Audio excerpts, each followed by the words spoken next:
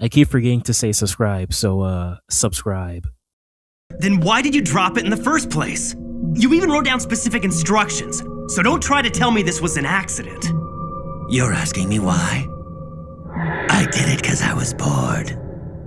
If you were to ask me what I think Death Note is about from a story's perspective, one response I might say is that it's a story about humans.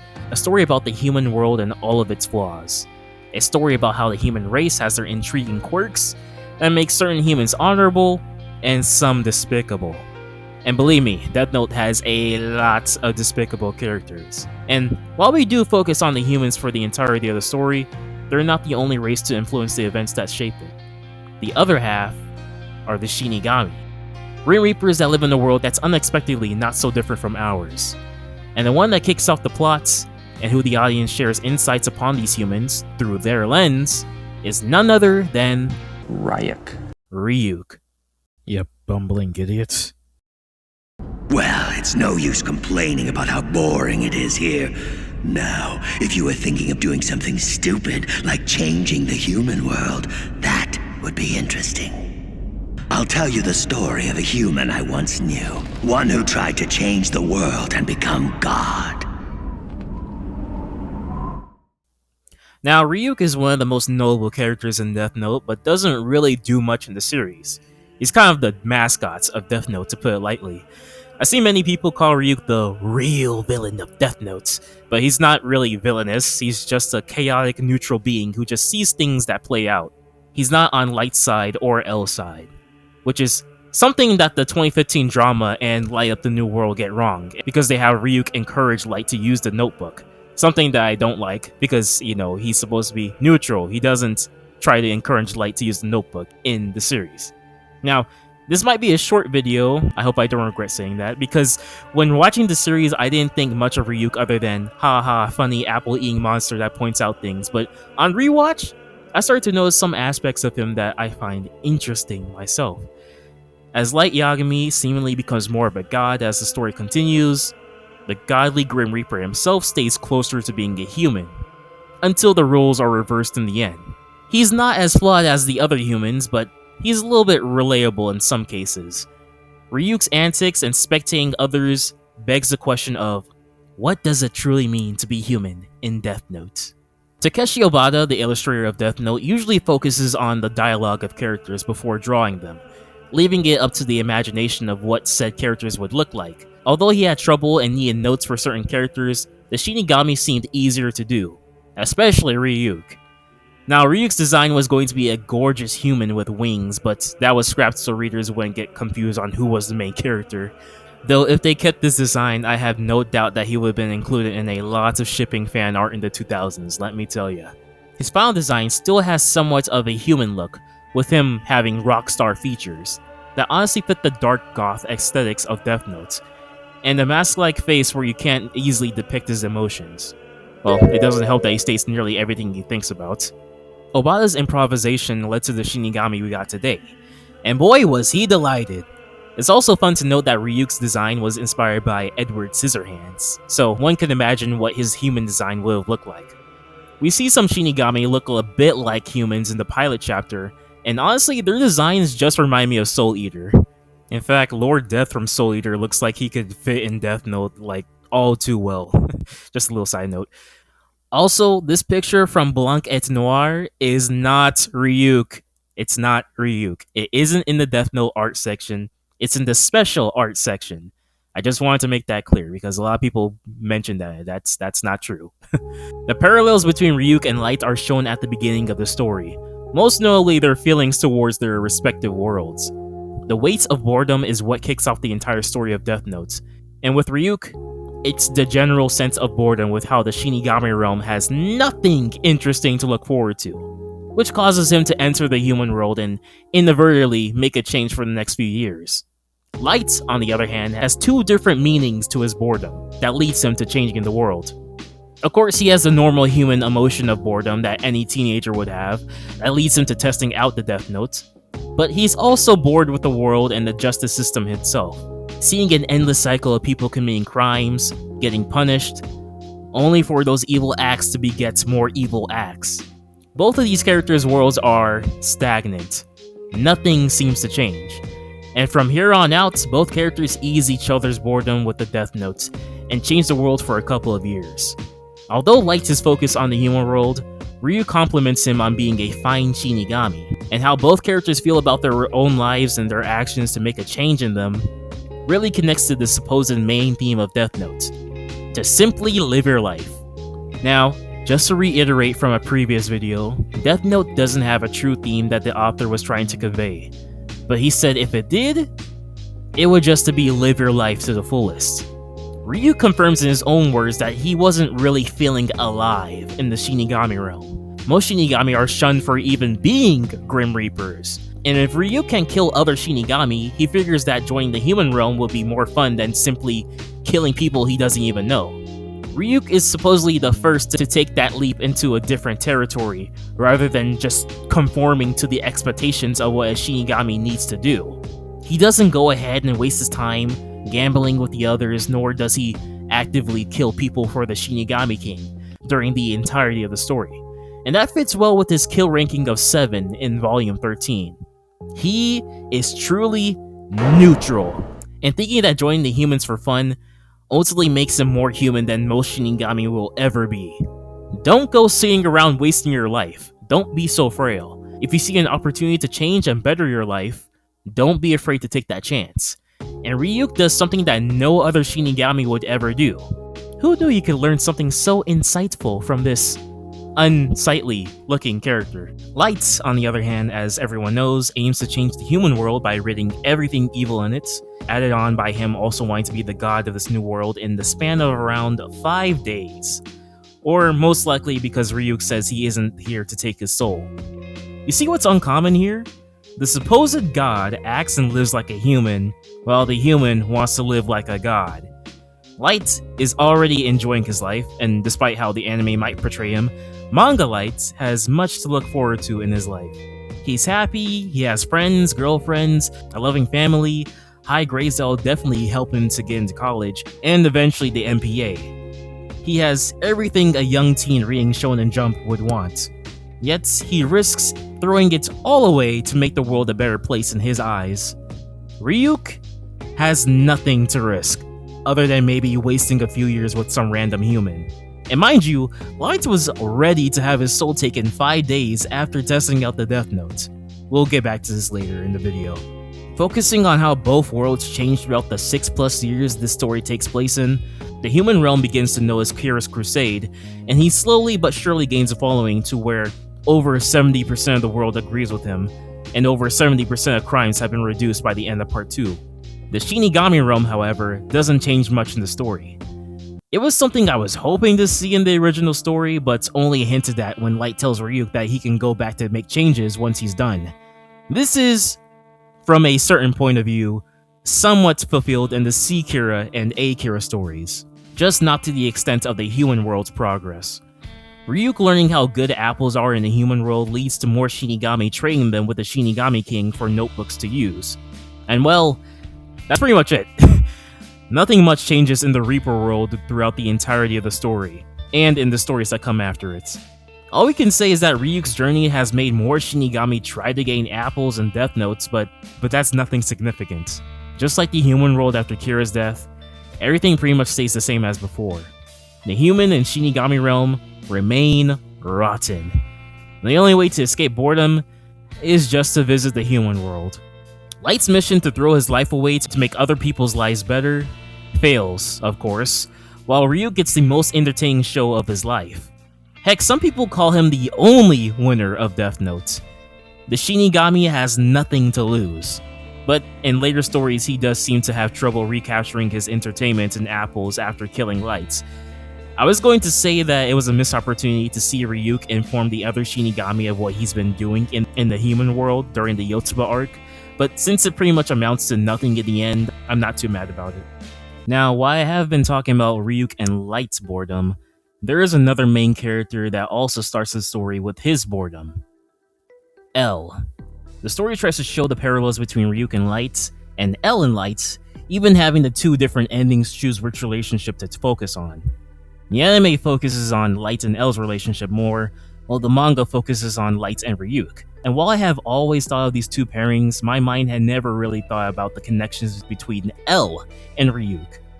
That's understandable since they don't even interact at all in the entire show.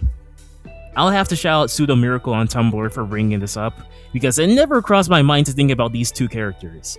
I recommend checking out her posts on Tumblr because they are very informative. Links in the description. We already discussed how Light and Ryuk are bored of their own worlds that will never seem to change, with Light more so focused on how crime and evil will forever roam, and Ryuk just generally bored of his own barren realm. I mentioned in a previous video a year ago that L and Light's boredom lead them to living short lives, and they both are selfish, childish individuals that want to win.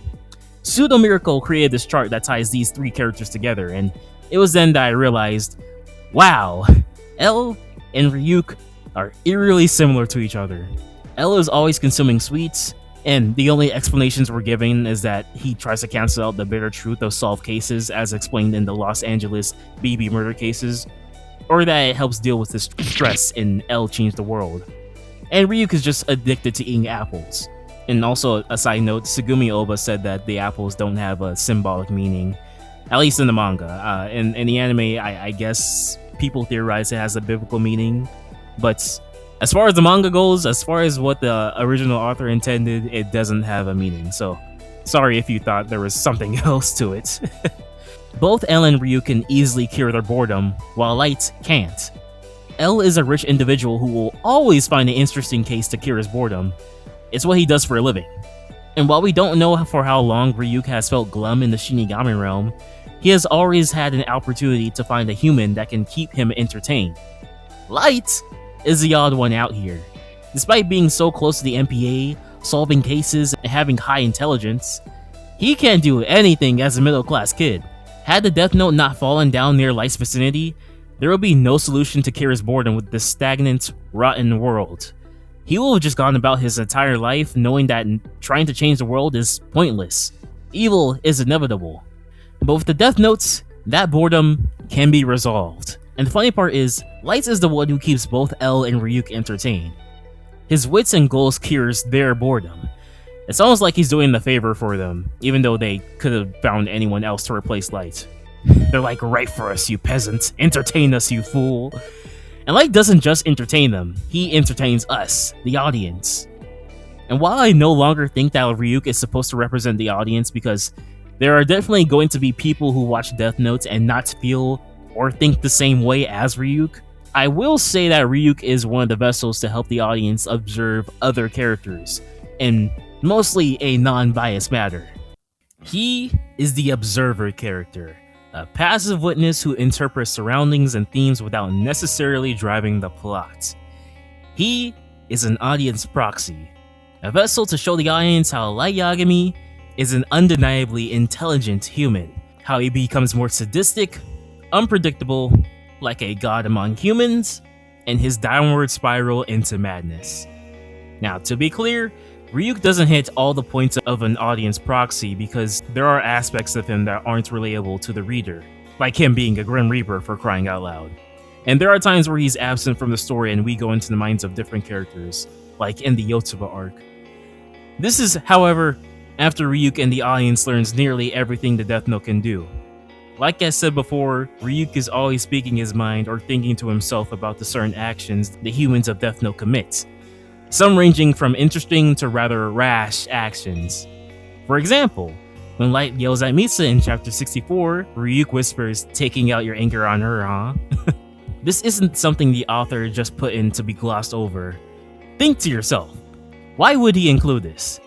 It isn't just to state the obvious, but to help the audience form their own opinions on Light and see how this is usually not like him to yell at Misa. He has been under pressure before, but not to this extent. Ryuk being neutral and mostly unbiased helps the audience think on their own from the questions that are unasked, and on the flip side, he would ask questions the audience would ask. He explains the rules of an unfamiliar object and realm to our main protagonist, but as the chapters go by, that slowly shifts into him asking about or pointing out Light's plans for the audience. For example, in chapter 7, Ryuk doesn't preoccupy himself with the details of Light's plan, and keeps himself oblivious to the mayhem that's about to come. Then he learns and informs the audience that Light can rip off a piece of the notebook to make people see a Shinigami. He even compliments Light's intelligence and creative use of the Death Note, knowing that he isn't just your average high schooler. The chapter ends with a page detailing the rules Light implemented, and the key detail at the end of the chapter says that even gods of death don't know much about the notebook. Funny how this page admits that their own race is unaware of all the rules, but we'll get back to this soon. Some other examples are Light telling Ryuk he's been finding different ways to kill people other than heart attacks, something that he didn't know about, him explaining the memory loss technique, and much more. One of the few times we see Ryuk knowing something that Light doesn't is when he laughs at Naomi Misura giving Light an alias, but Light, being perceptive as always, notices that he's been duped because of Ryuk laughing, and because he already told him about the Shinigami eyes. In fact, Ryuk really only laughs when anything may be a concern to Light. When Light's dad tells him Kira is cursed for misfortune, when Misa threatens to kill other girls, when Sayu gets kidnapped, man, Ryuk just pesters Light like, how you gonna get out of this one now, pal?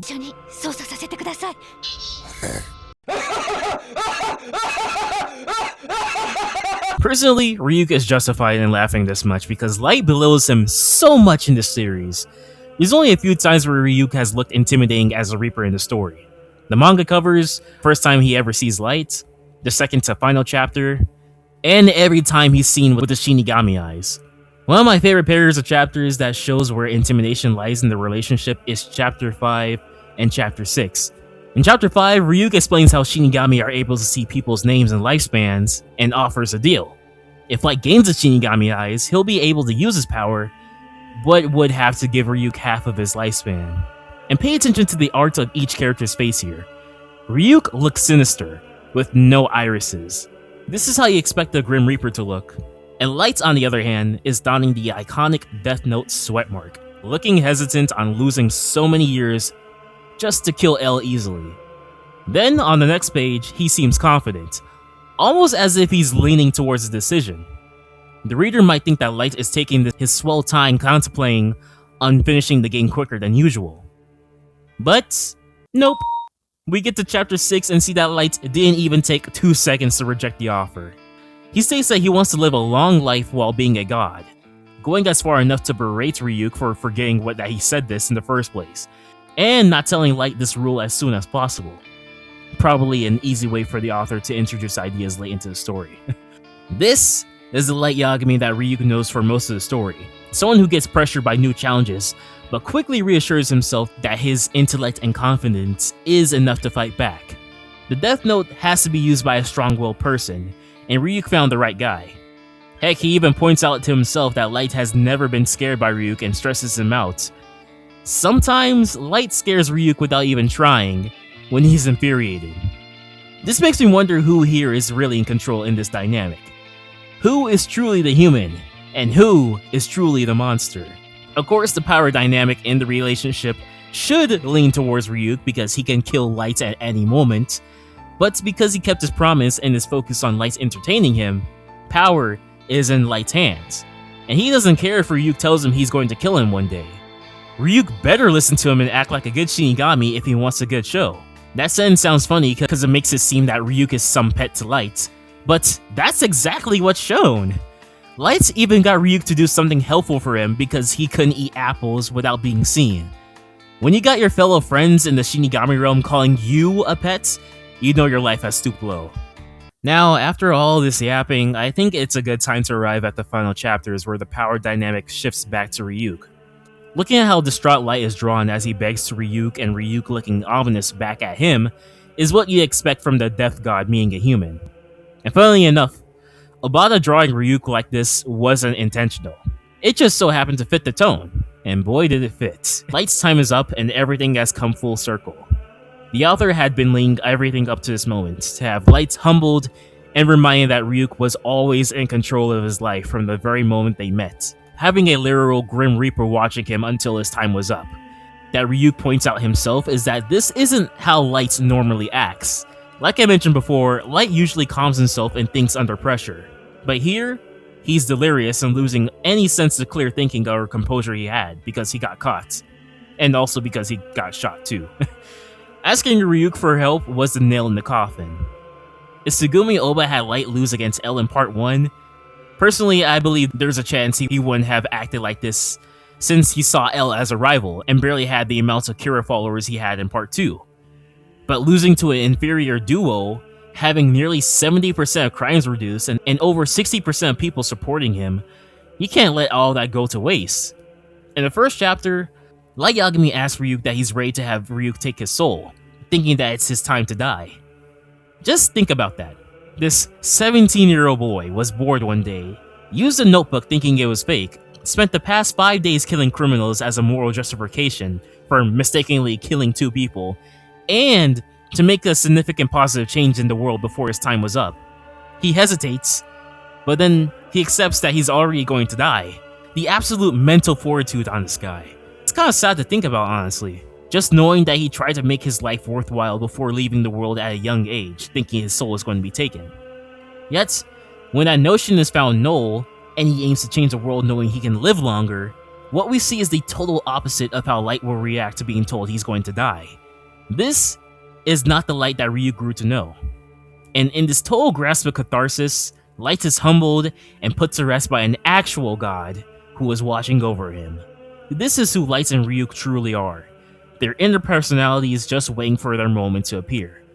Ryuk was always the monster, and Light's the human. Or is that so? Now, before we get to the end of the topic, I'd like to mention 2 other Shinigami that reveal the inner dispositions of the Death Note humans. Let's talk about Rem first. Rem is one of the few Shinigami that shows empathy towards the others. Basically, her whole character arc revolves around her love for Misa. A common human motion, of course. But what's strange and sad about her fate is that she felt pity for Jealous, a Shinigami who has strong feelings for Misa, and Rem herself tries to protect Misa with all of her might. But she doesn't seem to reciprocate those feelings at all. Death Note's subtle love triangle reveals how disruptive love in humans really is. Rem's bio states that she dislikes Light Yagami because he uses Misa and could potentially bring harm to her. Yet Misa is oblivious to this and wants Light to love her more than anything. The only time Rem actually likes Light Yagami is when she sees how lust and power hungry Higuchi is, and she accepts that Light's killing bad people like Higuchi is a good thing. And then once Light reveals his 2 backup plans to have Misa half her lifespan and have Rem sacrifice herself is when she takes everything nice she said about Light back. Misa ignores any human affection Rem tries to give just to go for a man that fakes paying attention to any affection she would give to him. And with Misa trying to convince Rem to end herself after spilling how to kill a Shinigami and telling Light the exact thing Rem would keep a secret, I think Rem is justified in saying that humans are truly disgusting. And we have Sido, who comes to the human world to get his notebook back, and boy was he in for a treat. I'm just mentioning him for a few seconds because he tells Ryuk that the humans are using the Death Note wrong, and his interactions with Mello make him think that humans are genuinely scary. Humans are a riot. Humans are truly disgusting. Humans are terrifying. All these interactions in the story made me wonder a few simple questions after finishing Death Note. Who is truly human? And who is truly a monster in Death Note? What does it mean to be human at all? Are these monstrous qualities that the Death Note users show even normal for humans? I believe that humans and Shinigami are one and the same in how they express their feelings, but their power dynamic has the Shinigami above humans. Now, Death Note, through circumstances, brings out the inner nature in some humans that just makes them as dangerous as Shinigami. By showing the struggles that both realms face in the light of boredom, maybe the story inadvertently shows just how complicated humans can be, through the lens of the Shinigami, shifted towards the audience. And maybe, just maybe, being a complicated monster is deemed as normal for a human being. At least that's what I try to figure out. There's no one answer in this situation, so you tell me in the comments, are these humans normal for being monsters? Do you even consider them being monsters? And what are your thoughts on Ryuk himself? Keep eating apples and keep that aura blazing.